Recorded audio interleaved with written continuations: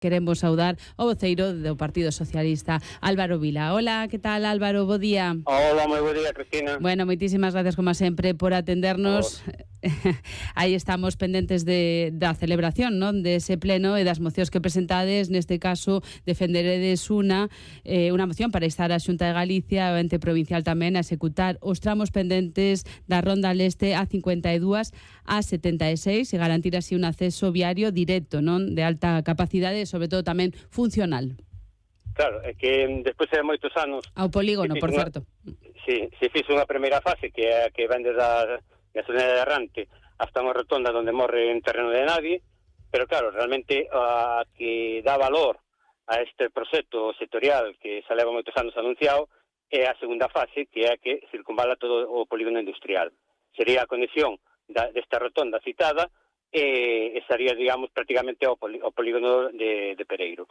Daría servicio a todo o polígono de Pereiro, sin ter que ir por a calle principal do polígono, daría ao parque tecnolóxico, daría ao polígono San Cibrao, daría a futura estación de mercadorías e a toda a área comercial tamén que hai no polígono. Entón, de esta maneira, pues, poderíamos descongestionar o que é o tráfico pesado de todo o polígono. E iso é o que solicitamos. Despois, outra moción que pasa por esa solicitude á Xunta de Galicia da adaptación dos horarios de autobús á oferta ferroviaria actual, non? Da estación da Agudiña a Porta de Galicia.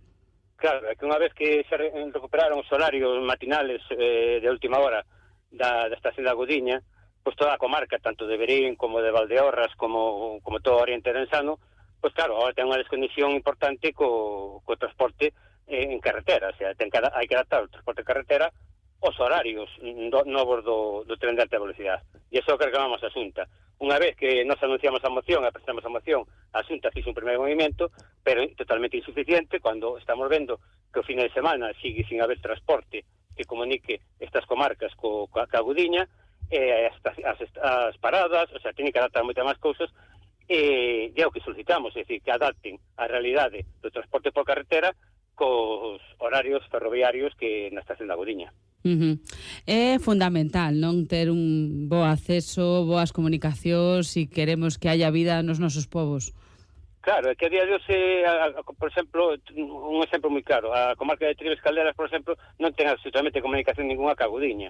Entón, eso, a Xunta de Galicia pois ten que adaptalo para poder dar ese servicio. Unha vez que temos o tren de alta velocidade con os horarios que nos, digamos, nos comunican en boa fe, en bo horario co Meseta, que neste caso con Madrid, pois a Xunta de Galicia ten que facer os seus deberes e realmente facer esa conexión de transporte público para conectar cos horarios que ten o tren de alta velocidade.